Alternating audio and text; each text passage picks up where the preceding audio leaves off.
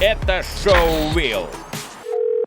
First, I would like to ask you, what is your opinion about current conflict? So, how do you see what will be finished?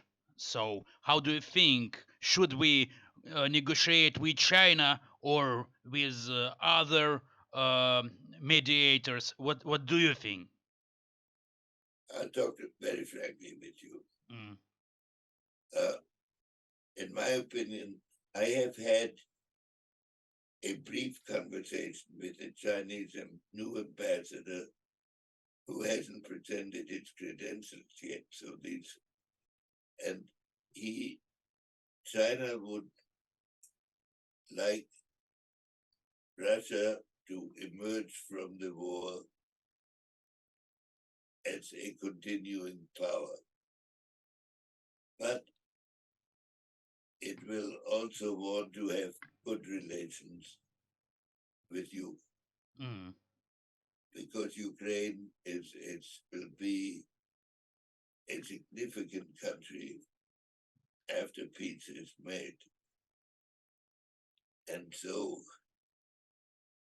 it will also be influenced by its relationship with the United States. If the United States relationship will improve somewhat, which I believe it will, then China will not use the negotiations to have additional confrontation with the United States. But fundamentally, China is acting on traditional balance of power lines. They will not support the American position on Ukraine. They will try to mediate when the negotiation has started. And they will try to take a position slightly less strong than the American. Not totally what you want, but along the lines of what I've seen you propose about NATO membership in the last few days.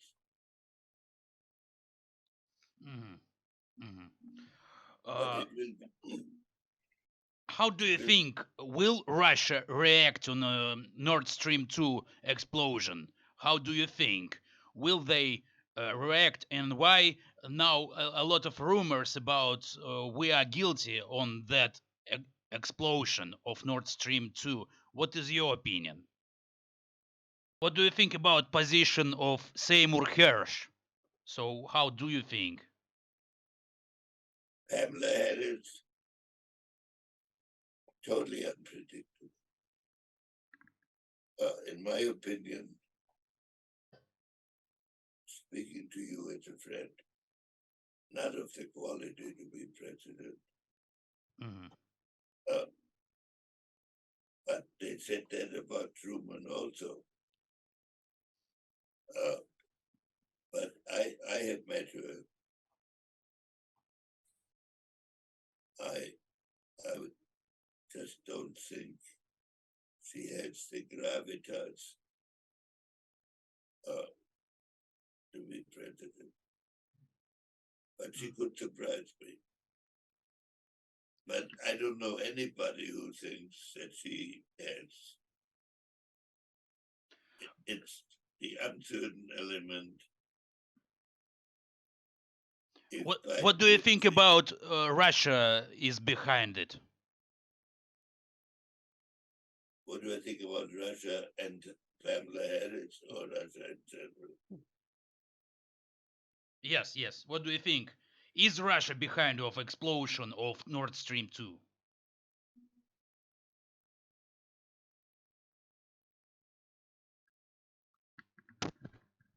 How do you think?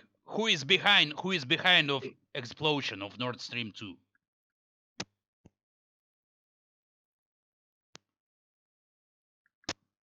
Who is guilty? How do you think? I frankly have thought you were. Really? You think that we? No, no. But I didn't blame you. Hmm.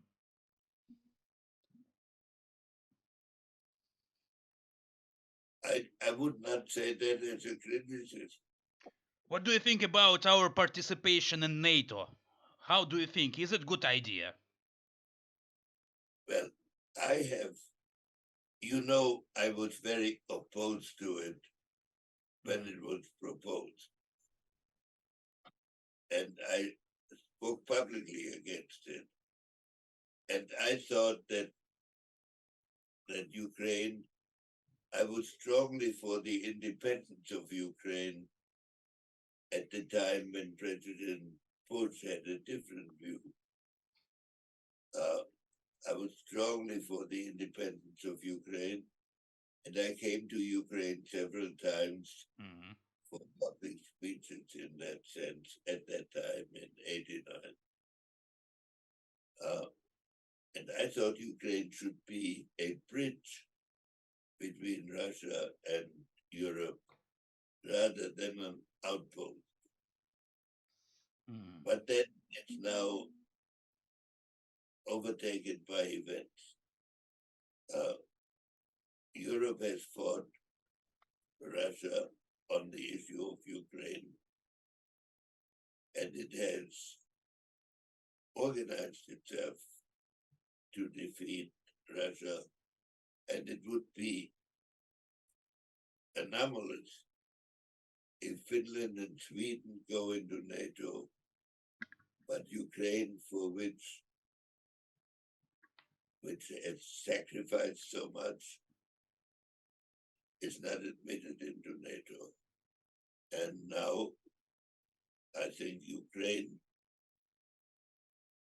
should be it will be a major country after the war. And after it is rebuilt, and it should be in NATO. I've seen that you have proposed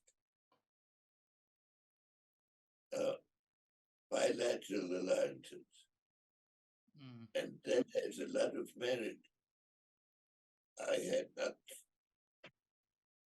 entertained it before. The difficulty of entering into NATO will be political. And we had a so-called Bilderberg meeting, which is a group of European and American leaders who meet once a year. And it was very strange that the European countries that are fighting, or technically they're supporting you, at that meeting were not in favor of going into NATO. And I was. They were making arguments that it required a lot of examination. Well, you will be encountering that in your own meetings. So it will be difficult.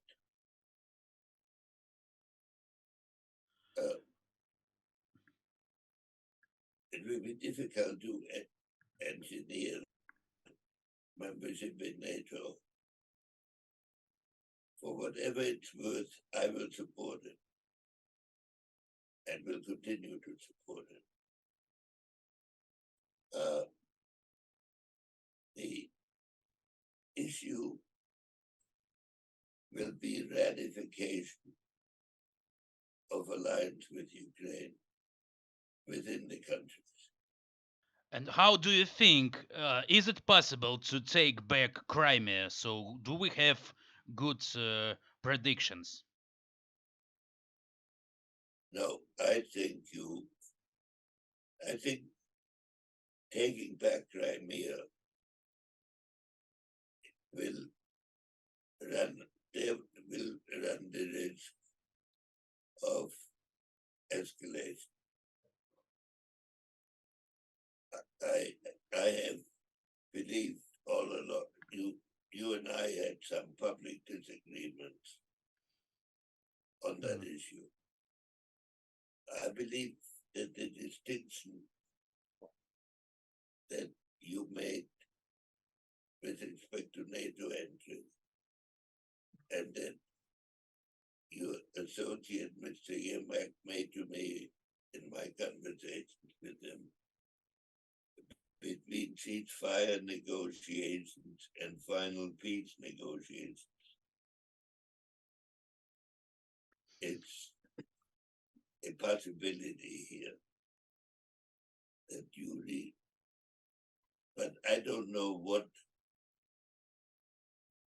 my impression from talking to our people is that they do not believe you can take the Crimea in the current offensive. Henry, the question of President Zelensky before was, what do you think of the Russian initiatives on the Arctic, the North, and the attack on the countries which are involved in the Arctic control? I think that is one of the next issues we may have with them. We will have with them. I do not think they will do an actual attack on established positions in the Arctic, but they will certainly, if you look at Russian history, when they have lost wars, they have then frequently opened new different areas of, like after the Japanese War, they went back to Europe. So I wouldn't be surprised if there were some problems in the Arctic, but that would be resisted by the United States. May I ask you, I'm really interested in one issue. Who was the real killer of President Kennedy? Who was the real killer? Of President Kennedy? I think it came via Cuba, so there might have been a Russian involvement. There could have been also a mafia involvement. And what do you think about next elections? So, do you believe that Trump could become a president again? And what will be with foreign policy then?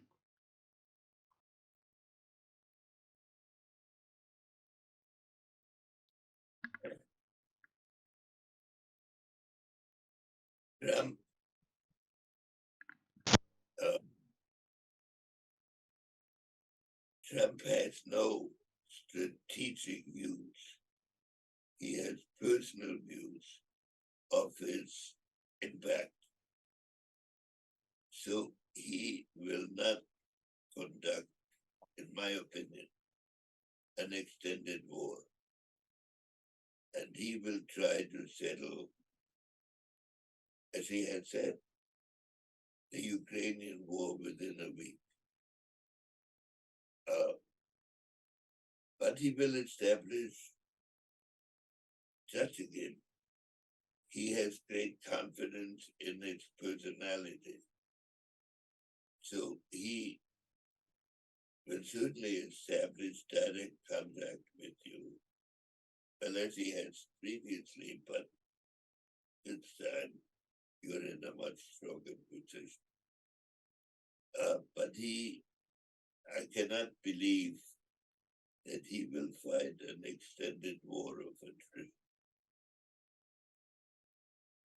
Again, he's somewhat unpredictable.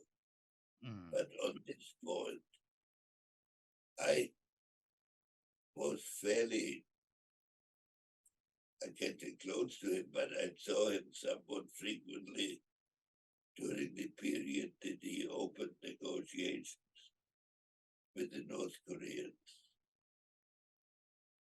which made no sense at all. and it had no other basis except its personal relation with the North Koreans, which didn't work, of course. Now, on this issue, on the Ukrainian-Russian issue, he has said publicly that he will settle the war within a week. That's ridiculous. He couldn't do that. But he will try to bring the war, he will bring it to an end, and he will, it will be an unpredictable situation. What do you think? How should we behave ourselves in next conflict? Because you know that there are some points of view. President Biden is insisting on to have a war. We have enough different points of view to make our middle negotiations. What should we do? Maybe new ping pong diplomacy. You can say almost since the Napoleonic Wars, but certainly since World War II, Russia has been able to threaten Europe with massive invasion. I mean, when I talked to Yemen, he made a distinction to me between ceasefire lines and final lines. I think that's a useful way to think. Because I heard that you were as a mediator between United States government and Putin. Is it true? No, it's not true. I tell you, I give you my word, I have no contact with Russia. I used to see Putin once a year, and he has shown interest in these discussions, frankly, because he thought there were not too many Americans who looked at matters strategically, as I do, as I try to do. But in my strategic thinking, so when you assess what I say or do, I think Ukraine has to emerge from this war as a recognized, strong, important Central European country, because the next phase of history, in my opinion, will be the relationship of Europe to Asia and of the Atlantic region to Asia. And Ukraine has to be part of that. It couldn't take a middle position between these, in these under present conditions. This is the view that you can expect from me, and that will not change. May I ask you, one of my favorite question is, what is your secret of longevity? What to eat, what to drink? I was very smart in picking my parents. They both lived almost to 100. And I have no style of living that has got me to this point. I've had the good fortune of being able to work on things that have moved me. And having seen chaos in my youth, I have tried to ease it and solve it and I've been lucky enough to be involved. And I'm very honored by this conversation. Did you know Alexander Solzhenitsyn, dissident Yes. from Soviet? And do you remember what was in 80s when he was blaming by Ukrainian nationalists? So do you remember that time, because he criticized Ukraine at that time? No, I remember, I forget what year it was, when President Bush, in a speech in Ukraine, recommended that Ukraine remain part of the Soviet Union. And he made a public speech in Ukraine on a visit to Russia, in which he made the speech in Kiev. Mhm. I was totally opposed to that.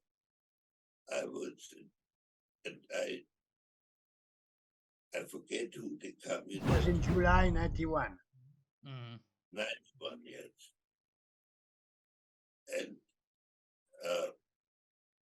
so I strongly supported the autonomy of Ukraine at that time, for the reasons that, of course, I support it today. Solzhenitsyn, I talked to Solzhenitsyn.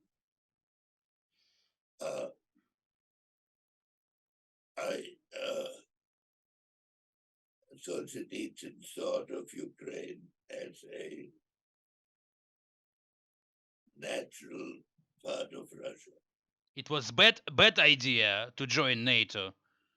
How No, do you I think? didn't hear. I was not close to Solzhenitsyn because he wanted, I was advisor to President Ford. He wanted a public meeting with Ford, and I was in favor of a private meeting. Mm. I wanted Ford to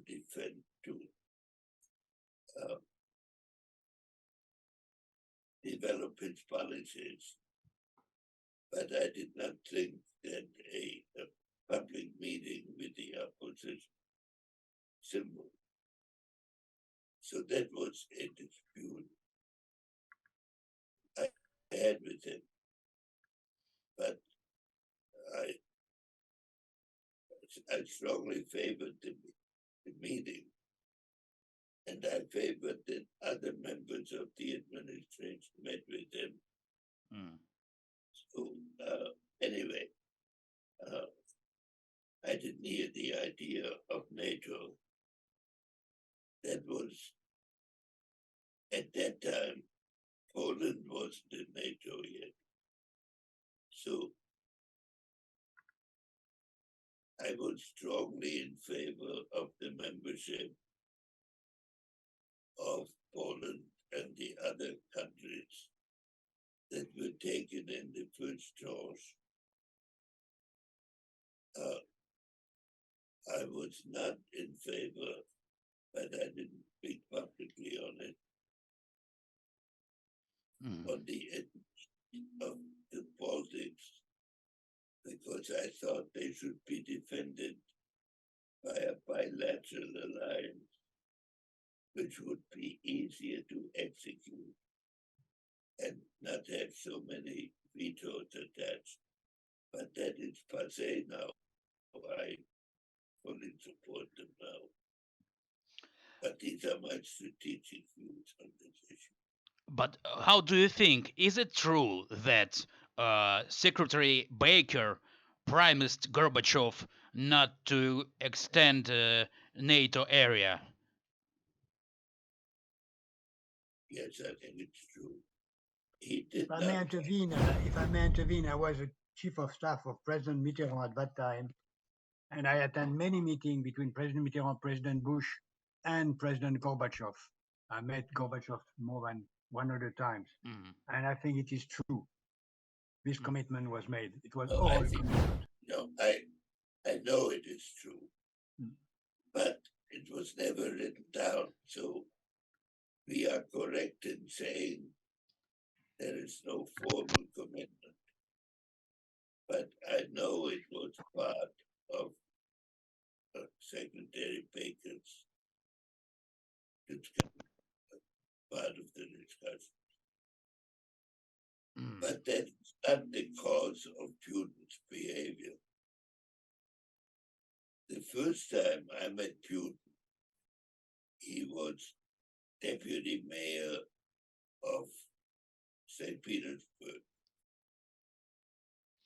And he already said that the dissolution of the Russian Empire was one of the great tragedies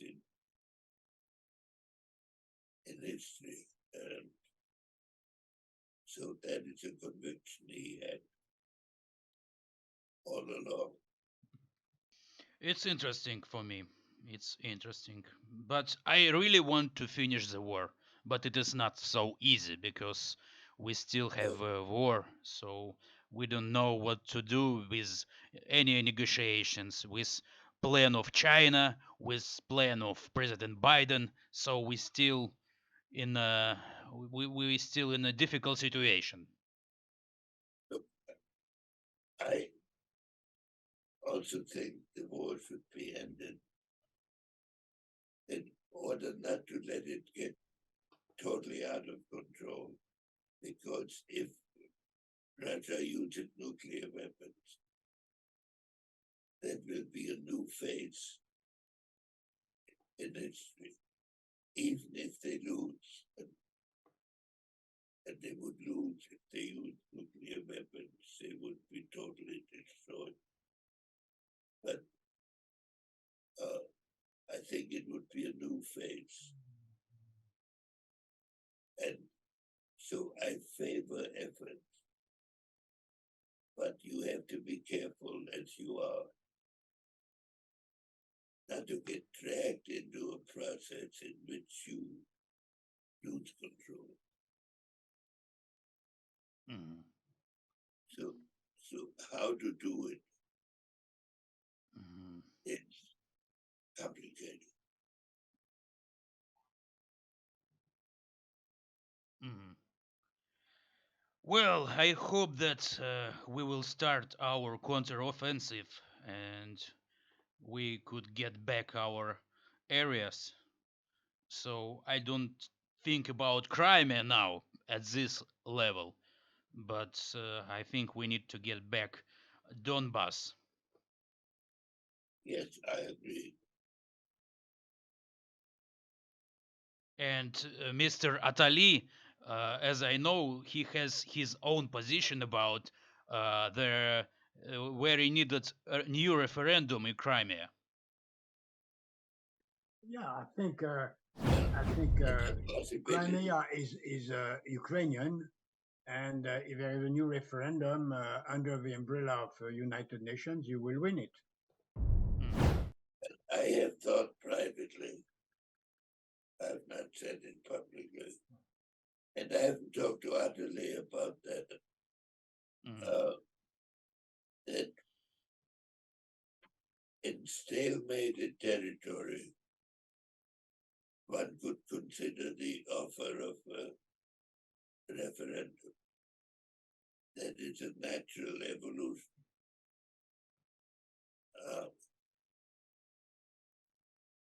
But Mr. President, I saw the evolution of all of this in Vietnam. It's not exactly the same. But in terms of our public opinion, which shifted totally within a 2-year period from all-out support for Vietnam to being called a war criminal if one wanted to negotiate it. And what do you think about Minsk agreements? it was a right decision of Petro Poroshenko. Which agreement? Yeah.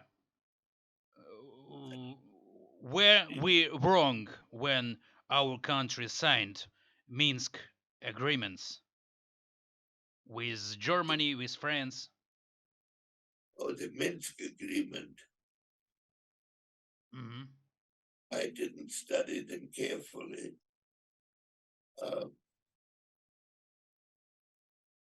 I was sort of in favor. I was in favor of them, yes, but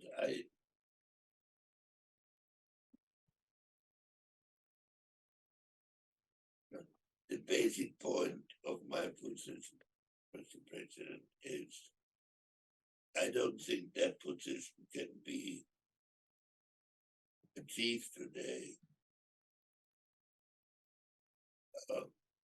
But so, and I don't think it's possible anymore that the whole front of Russia is in NATO without Ukraine and have that big hole of Ukraine. That is an invitation to conflict. But I could understand a distinction between ceasefire and the final settlement. But of course, you understand that after a ceasefire, it will be very difficult to start the war again with total Allied support. So that is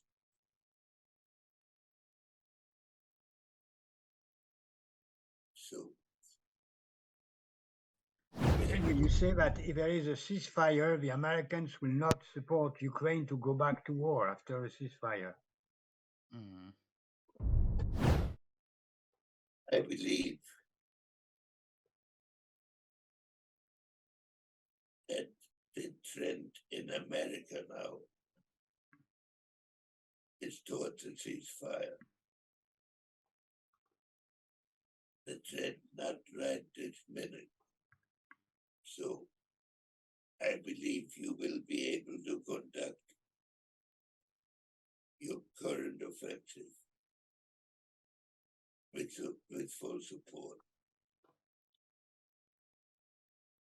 I believe that our people believe that you will not have total success, that you will regain